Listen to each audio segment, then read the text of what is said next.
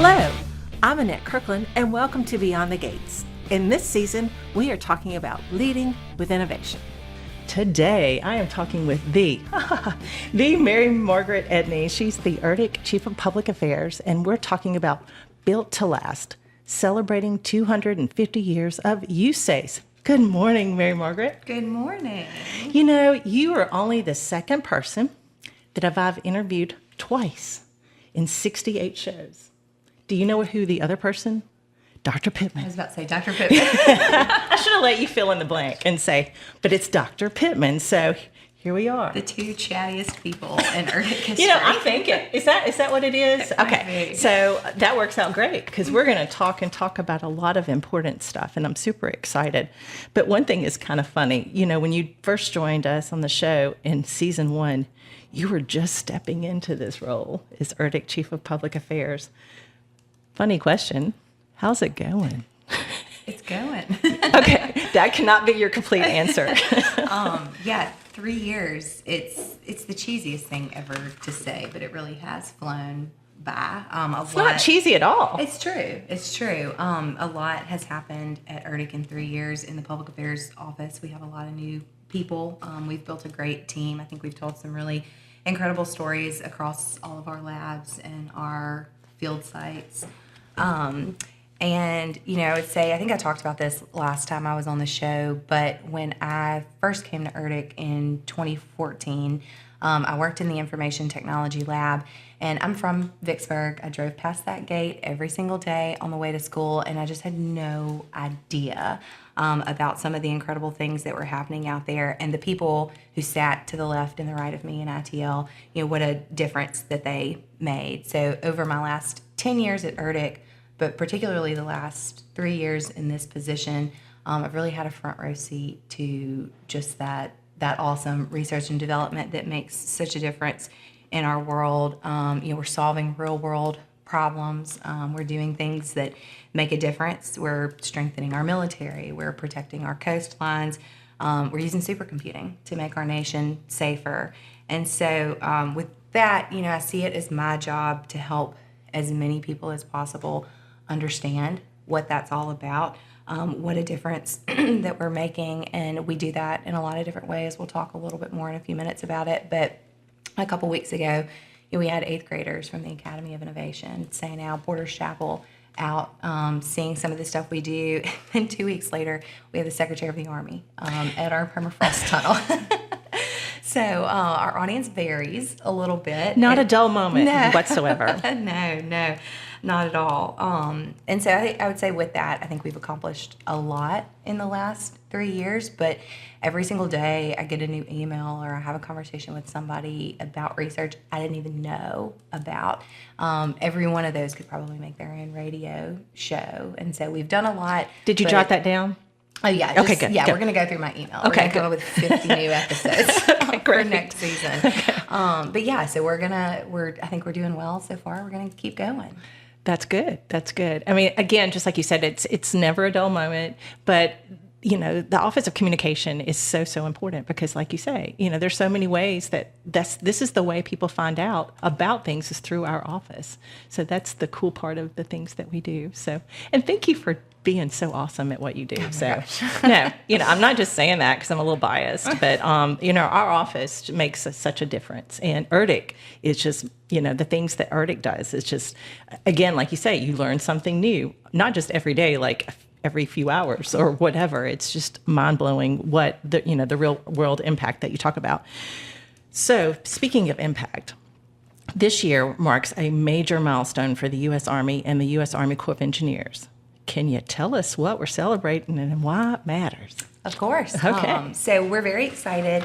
This June actually marks the 250th anniversary of the U.S. Army. And then the Army was founded on June 14th, 1775. Just 2 days later, George Washington appointed the first chief engineer. And that's kind of where the roots of the Corps of Engineers were formed. You know, from the very beginning, George Washington knew that engineers were going to be vital to the success of the Army. It was true back then, and it's true today. Engineers played a really important role in the Revolutionary War. So one of those first big tasks, they built fortifications. They built roads. They helped the Army move and fight more effectively, which is something that we still do today. There's actually a really interesting book that I found on my bookshelf when I was preparing for this show, and it's all about the history of the Corps of Engineers, and it talks about how Benjamin Franklin recruited French engineers into our Army to help during the Revolutionary War, and he actually is quoted in the book as telling George Washington, "You cannot have enough of that science in your Army." So I just thought that was so cool. They knew it a long, long time ago. They did, and it was so true. I think it shows, from the very, very beginning, 2 days into the U.S. Army, science and engineering were something that they were thinking about. And it's, made a tremendous difference over the years, not just for our military, but for our nation too, in different ways. And I think that that's one of the reasons why this anniversary is so important. I think it gives us an opportunity to reflect on that difference that we've made over the years, the work that's been done in Vicksburg, in Washington, D.C., districts and divisions, really all over the world, to defend this nation that we all love so much. We've been around not just in war, but in times of peace. I think it's a cool reminder about innovation. We talk about this season. Mm-hmm. It's always been a part of our story as a country, and I think that thinking about the past is also a good way to motivate us and keep propelling us into the future, to showcase how we kind of keep evolving in what's possible and just doing more and doing better each day. Well, let's say that somebody, a listener out there, wants to read or study this book that you're talking about. Is there a way for somebody to access this information about the history? Yeah, so I have it in a paperback version, but I believe it's available on the USACE website, great. in PDF form through their Office of History. Okay. So if anybody's interested, they can reach out and we can get them a link. Sounds to great. It. Mm-hmm. Sounds great. So they can actually understand more about what we're talking about here. So as USACE marks 250, what are some of the historical projects that you think resonate most with the public today?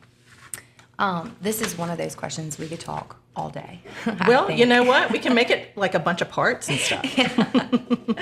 And so, as I mentioned, engineers were really pivotal in the success of the Revolutionary War. And since then, the Corps has played a role in every American war since then. Over the years, that support to the military has looked a little different as time has gone on. We started off building those first fortifications in the 1700s. Today, that support looks like large-scale operations. It looks like high-performance computing. As technology has evolved, so have we. Here in Vicksburg, during World War II, we pioneered technology that allowed the military to build airfields that could let airplanes land anywhere in the world in really difficult locations. And that was a game changer for rapid deployment and moving troops out quickly. USACE is also known for building forward operating bases in the Middle East, and we continue to support those missions around the world too. I think another great story and interesting one is that we built the Pentagon. That's one of the most iconic buildings in the world, and we did it in about 16 months, which is incredible when you think of the size of it. Wow. I think just over 6 million square feet. And even today, ERDC Public Affairs, we put out a story about 6 weeks ago about how people in our information technology lab are using digital twins to monitor the structural health of the Pentagon. How do we protect it from aging? How do we protect it from attack? Make that building continue to be resilient. And then I think even here locally, I'd be making a mistake if I didn't mention how USACE has changed the game with the Mississippi River.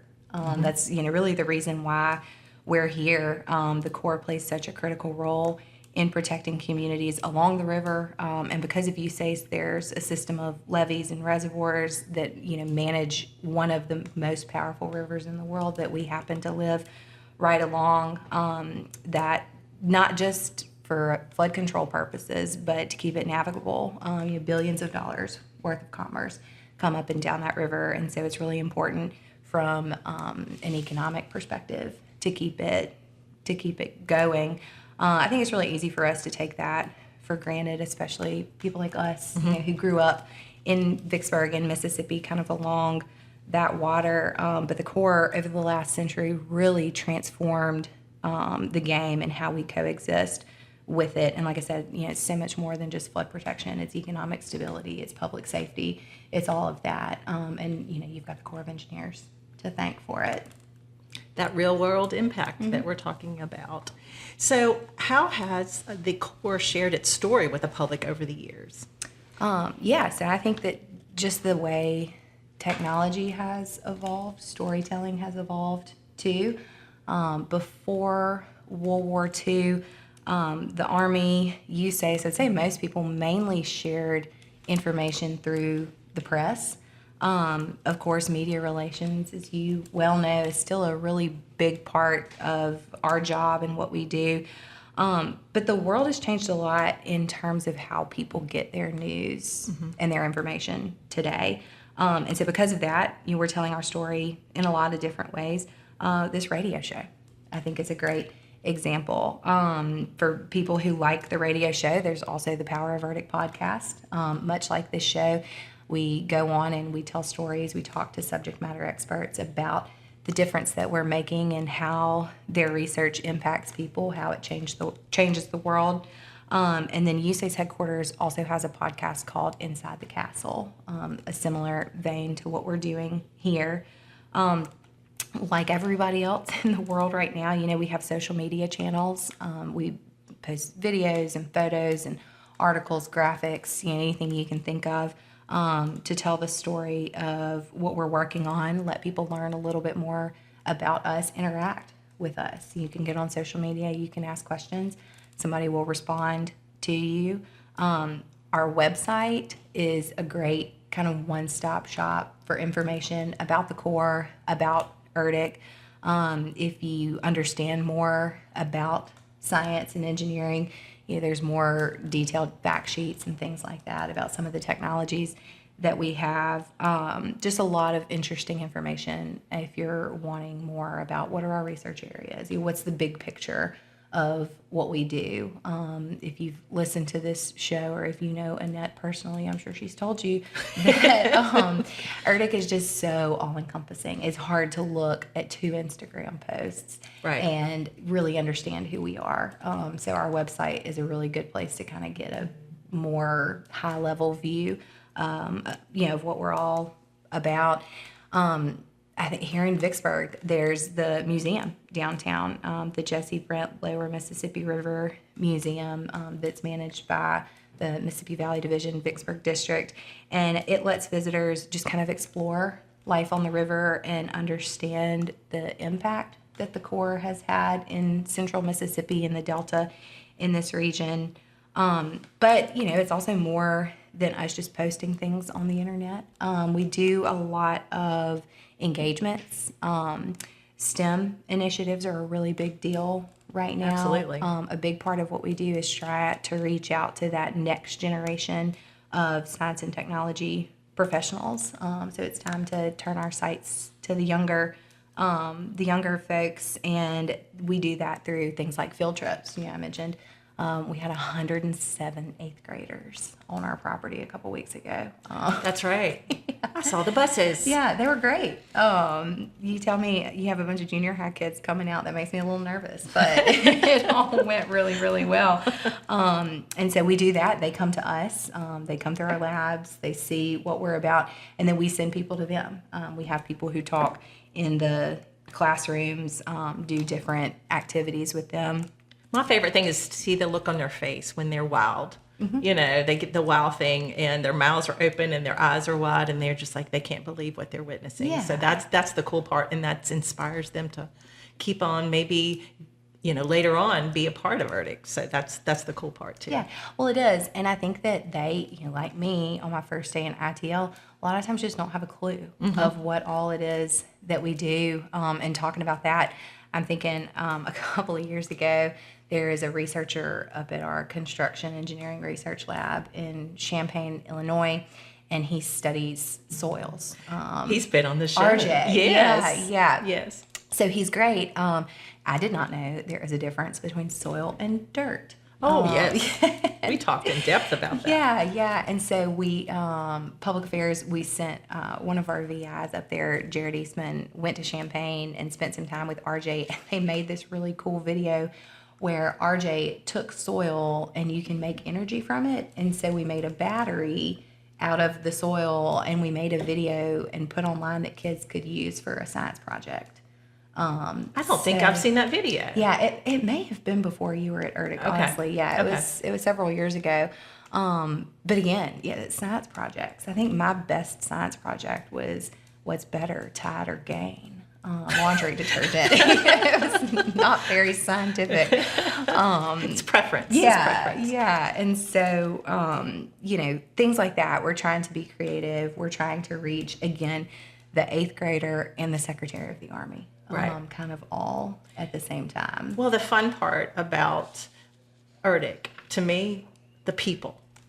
It's so fun to engage with the people and the dynamics of what they do and how they do it and how passionate they are about what they do and just everything from A to Z that they're responsible for and get involved in. It's just wonderful. And that's how I think ERDC is so powerful, is because of the people. Yeah, and I think that the word you use is so key right there, passionate. Right. Our office, along with the protocol visitors and events office, a lot of times, end up working with visitors, right, and being a part of those visits. And we hear it over and over again. Yeah, they're interested in the science, of course. Yes. That's why they're coming out. A lot of times they're stakeholders interested in a particular research area or something like that.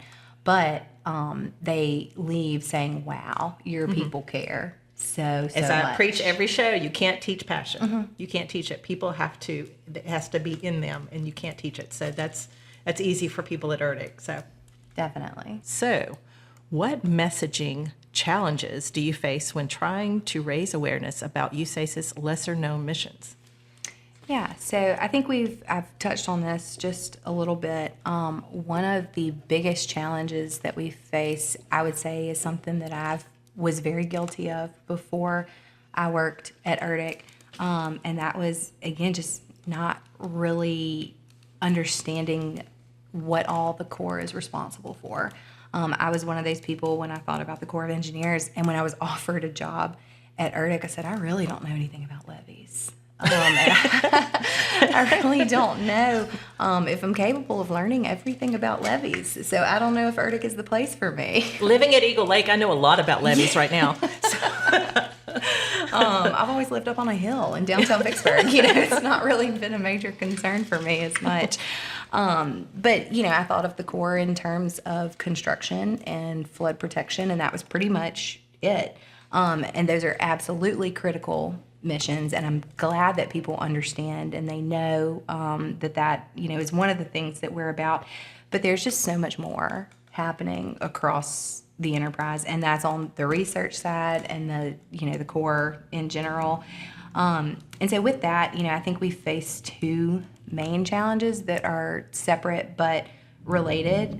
We have a lot of stories to tell.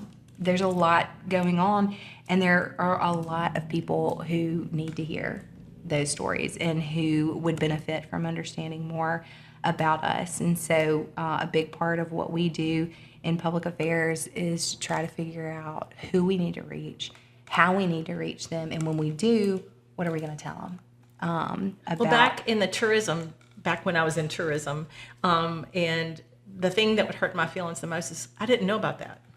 And so that's where you want to make sure you don't hear somebody say that. Yeah. Especially the people that need to know about it. Definitely. And it's a challenge. I'm in grad school, and I was doing some reading a couple of weeks ago, and I came across a study that said people today are exposed to more information in a 24-hour period than someone living 50 years ago experienced in 1 year.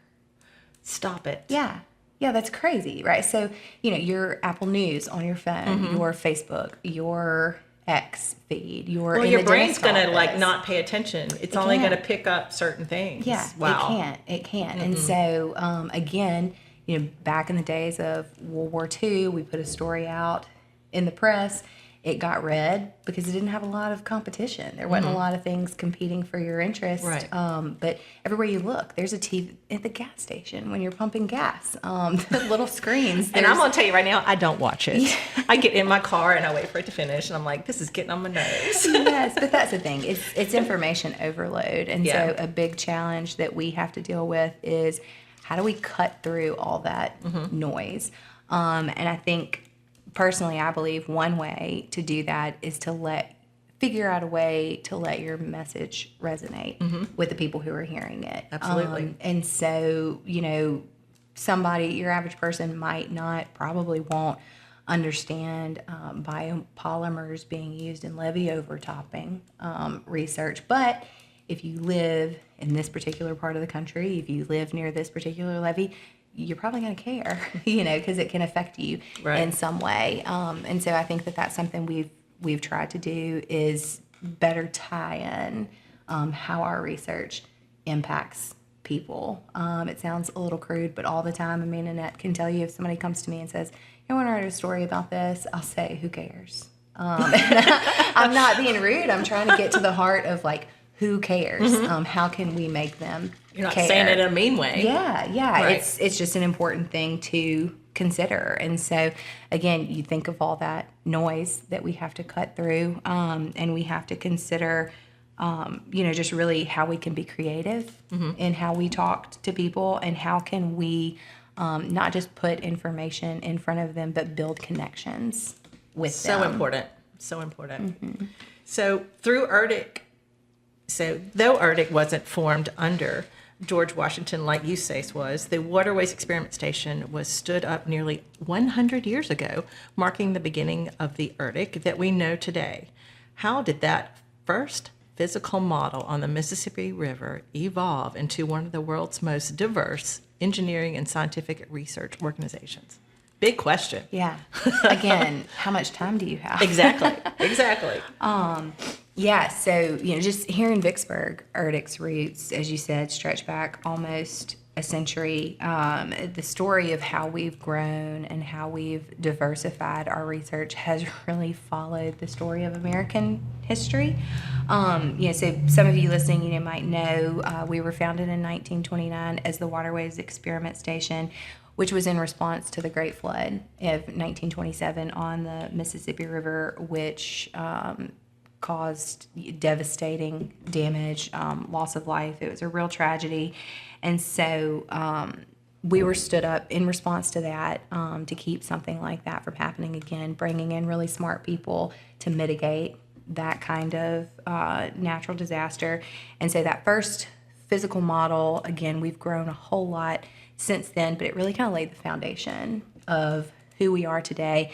And that is taking a really tough challenge, applying science, engineering, research, and development to it, to fix it, to make it go away, to make it better, to just do what we can to make the world safer and better, is what we say our mission is.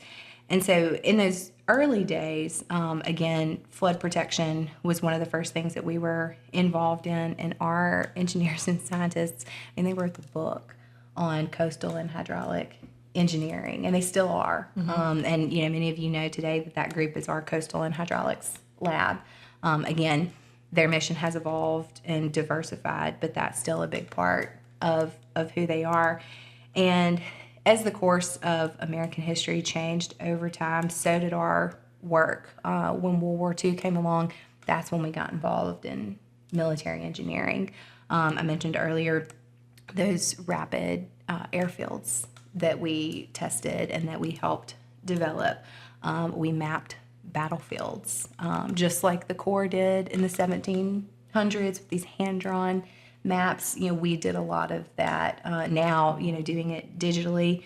And in World War II, research that happened right here in Vicksburg, Mississippi, even helped the most senior military leadership plan the Normandy invasion. And so since then, of course, military engineering, it became a part of our mission, and it's remained a huge part of what we do in the Corps. And then you move along a few decades down the road, in the 1980s and the 1990s, computers came onto the scene. And so that has evolved so much. Yeah, it's changed so much. It's changed from when Benjamin Franklin and George Washington were having these conversations about science in the Army. It's so different today. And so in response to that change and that technological evolution, we stood up the Information Technology Lab, and now we're home to one of the largest unclassified supercomputers in the Department of Defense. And so we use those computers to just support our R&D, to do it better, to save time, to save money, which is just, it's incredible. And then you look at other historical events in our nation's history. You think about Hurricane Katrina. You think about how ERDC helped lead a study to discover, exactly what happened in New Orleans with that flooding and how to stop something like that from ever happening again. You think about the wars in Iraq and Afghanistan. Here at ERDC, we created and we deployed technologies to detect IEDs, to protect overhead cover for our troops out in theater. And so we know that these technologies have saved countless lives over the years. There's really no way to quantify, but we know it's made a difference. And we know that they're all still being used to make our soldiers safer today. And I think that that's just a really powerful thing. But it's more, too, than just civil works and military support. Those are kind of the two big bins we use a lot of times to classify our research. But earlier this year, back in February, we sent people and we sent technology down to New Orleans for the Super Bowl. That's right. And so technology that we developed here was used in that environment to keep people safe.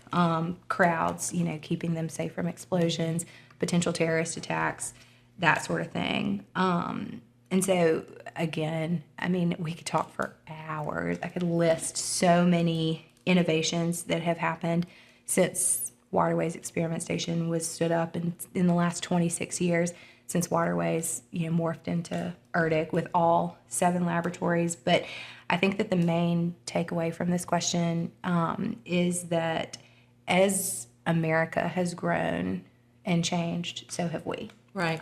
In response. And so, from natural disasters to national security, kind of everything in between. If you think about a lot of the major moments in our country's history, whether you realize it or not, the ERDC and certainly the Corps of Engineers has been involved in some way in those major moments. And I just think that's really cool. And I think that that's something we, as the Corps and we as ERDC, are very, very proud of. Awesome.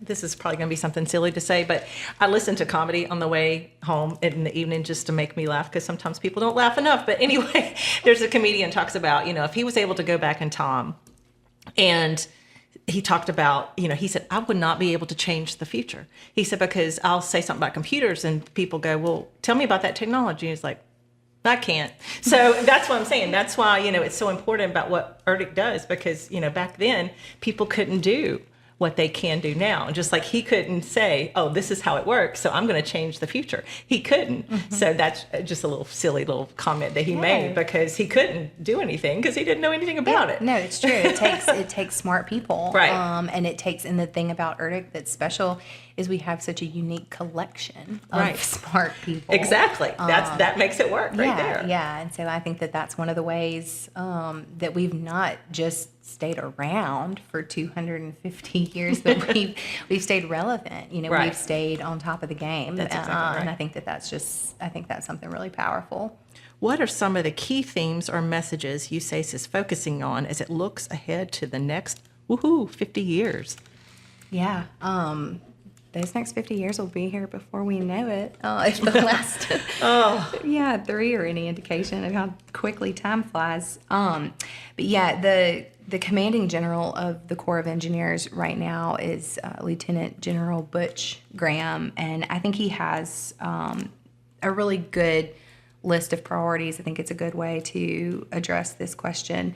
When he talks about the future of the Corps, where he talks about who we are today, who we want to be. He says, deliver today, innovate for tomorrow, and focus on people always. I love it. Yeah, I think that sums it up really well. Absolutely. Across the organization, we are dedicated to, and we have been for years, meeting the needs of America in different ways. But at the same time, we can't just look at the problems of today. We're looking down the road. We're preparing for those inevitable challenges that we know the future is going to bring. Those are probably some of the hardest problems that we solve, is trying to predict and trying to stay ready for what's coming. And with the theme of the show this season being innovation, I think that's exactly what we're doing. I think that's exactly what it's about. It's a major driver in how we do business, thinking about the future. And at the heart of deliver today, do your projects on time, within budget, get the technology in the hands of the warfighter who needs it. And then, of course, looking to the future. I think under all of that, General Graham says it perfectly, focus on people always. And, as we said just a minute ago, USACE is made up of some of the best engineers, scientists, and technical experts in the world. Right. And it's not just civil engineers. It's not just mechanical engineers. It's mathematicians. It's geologists. It's computer scientists. It's materials scientists, people who know everything you would ever want to know about polymers, all Right. of that kind of stuff. So I think when you bring all of that expertise together, I think, like you said a few minutes ago, the people, that's exactly what makes USACE special. I know it's what makes ERDC special, that kind of multidisciplinary approach to problems. And a lot of what they do happens in the background too. I was having a conversation with a good friend of mine one time who is an engineer at ERDC, and we were talking about just the field of engineering and kind of why did you go into this and all of that. And we were comparing it to your doctor. So say, you have a medical emergency, you need a brain surgery. You're probably going to remember the name of that surgeon that saved your life. Right. You're going to remember their face. You're going to remember who they were. But 9 times out of 10, you're probably not even going to think about the engineer that designed that levee that keeps your home safe. But they're super important. But they're there. Yeah, Right. It keeps you safe. It keeps your children safe. It allows you to live your life in the way that you're used to, and you don't even have to think about it. And so I think that kind of gets at the heart of who we are. The Corps, again, might not always make headlines. That engineer's face might not be one that you've ever seen or you would ever remember, but they're essential to your livelihood. And I think that's something that's really important. And I think that's a good way to celebrate the last 250 years. All these people, since, again, the very inception of our nation, who've done so much to keep us all safe. I love that analogy about that. That's a great way to look at it. It really is. So how do you help explain the balance between, now this is where people have a lot of, they try to understand the difference between our civil works and our military missions to the public. How do you help explain that? Yeah. So I love this question because I think it's one of the most special things about ERDC, and it's the thing that we don't always talk about. We have 7 laboratories, as we've said. Across those laboratories, we have numerous mission areas, and we apply our expertise for civil works and military, as you said. But our engineers, they don't just focus on one side of the house. They play in both spaces, and we develop technologies that can be used in multiple ways.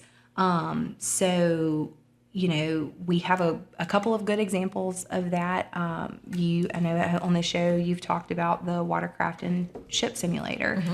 It was developed for civil works applications. How do we keep our waterways navigable? How do we keep these boat pilots knowing what they're doing as they traverse up and down these waterways. Here locally, you'll have a pilot from Golding Barge Line go into the ship simulator. They'll be able to kind of model getting a barge down a tough spot in the river. You can model specific weather conditions, things like that.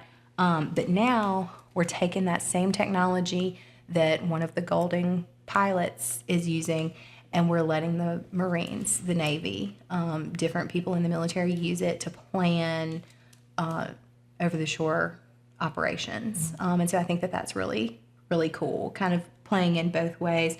Earlier I mentioned the Super Bowl down in New Orleans. Those two technologies we used down there, one was like a big security wall, and the other was a vehicle barrier that would stop from a vehicle attack. Those were developed for use in the Middle East to protect our soldiers there. And then we've turned around and we've used them at the Super Bowl. We've used the NFL draft, the Indianapolis 500. So those are just two of many examples that we have. We're not just balancing those missions. I would say that we're bridging them. That same innovation that we developed to protect our soldiers, it can keep people safe here at home. So I think it's just another thing that makes our work so impactful. Absolutely. So, but the thing is, our world is very different today than it was in 1775. How has the Corps of Engineers evolved to meet the changing needs of our nation? And boy, are they changing. Yeah. I mean, I would say the world today is unrecognizable from what it probably was. I think you are correct. In 1775, I think just the fact that we've been around for 250 years says a lot about, everything that we've done to evolve. We've talked a little already about those historical moments and how we've adapted, construction. One of our big missions over the last 250 years, we started out in 1775 building those fortifications, and earlier this year we used a computer to 3D print Army barracks at Fort Bliss. Does that not blow your mind? Or I just, Yeah. You'd almost just do a mic drop on that.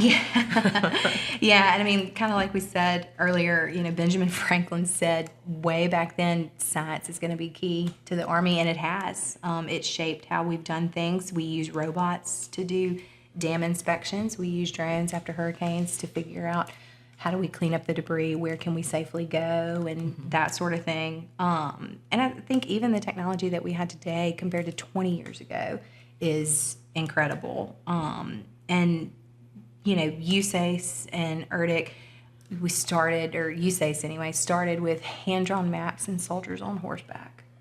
That's not the case anymore. And I think that that's why innovation is so important to what we do. And I think, as the world changes around us, we're not just staying on top of that technology. We're not just using what's, most recently available to us. I think we're really leading the charge. I know here at ERDC, we're helping create and develop that next generation of technology. And so, I think we've evolved a lot in the last 250 years.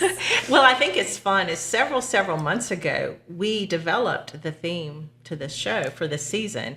And it's fun to see how everything is now, it's at the forefront right now. Mm-hmm. It's all about innovation. I just think it's fun how we came up with this theme and then everything just kind of fell into place. I just think I'm a big component of, of it's meant to be. So we were meant to come up with this theme like this. How innovative of us. I'm thinking. So, okay, so if you've just been listening to the show, you've been wondering who I'm talking to. I'm talking to Margaret Edney, and we're fixing to wrap up. And she is the ERDC Chief of Public Affairs.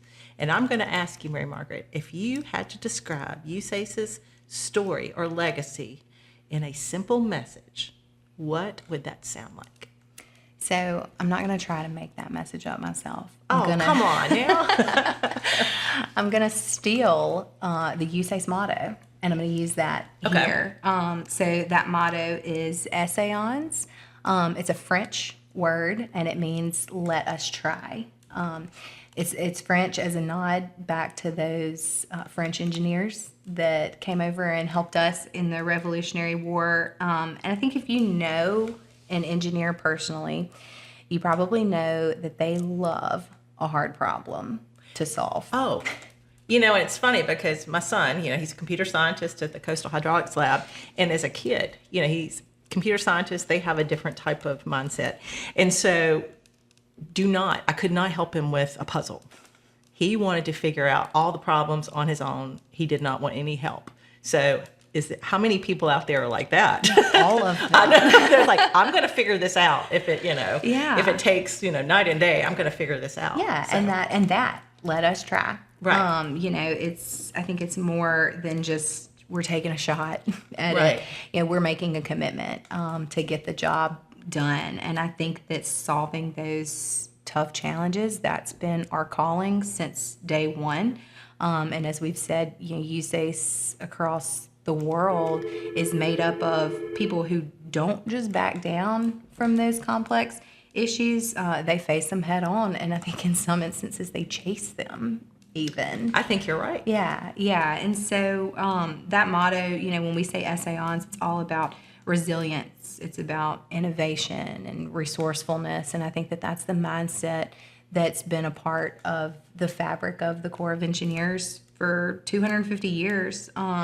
It's a nice nod, to who we were in 1775. But I think more importantly, as it relates to innovation and the next 50 years, the next 250 years, I think it's about who we are, who we'll continue to be in the future.